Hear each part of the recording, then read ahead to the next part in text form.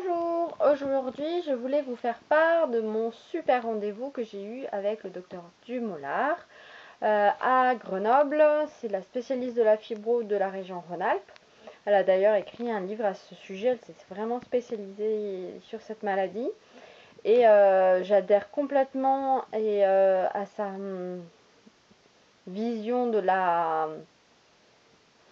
prise en charge de la fibromyalgie de façon globale. Et je l'utilise au jour le jour. Et d'ailleurs, elle a bien mis en valeur le fait que j'étais sur la bonne voie, que j'avançais bien et c'était chouette. Je suis contente. Et d'ailleurs, j'écris un livre sur toutes mes astuces, ma manière de voir les choses, le pourquoi, du comment, mais de façon très pratique et pour le rendre accessible au plus grand nombre.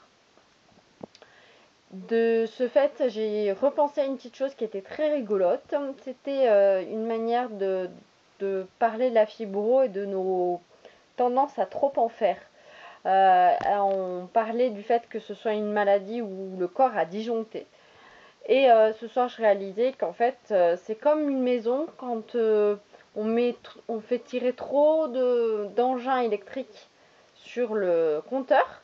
Ben, d'un coup, les disjoncteurs ils font plouf, ils se mettent en sécurité. Et donc notre maladie, elle nous dit quoi? Elle nous dit, il y a un dysfonctionnement, réagis, fais quelque chose pour rééquilibrer, pour qu'on puisse remettre le courant. Hop, on fait 2-3 petites choses qui vont mieux, l'énergie remonte, et comme on a l'impression que tout va mieux, eh ben on repart comme avant. Et donc on crée le même problème qu'avant. Et bing, disjoncteur descendu. Et voilà. Donc on fait le yo-yo. Et après c'est encore plus dur de récupérer. Donc le but du jeu c'est de trouver l'équilibre pour éviter que le disjoncteur fasse ding.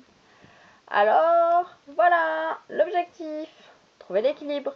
Ciao.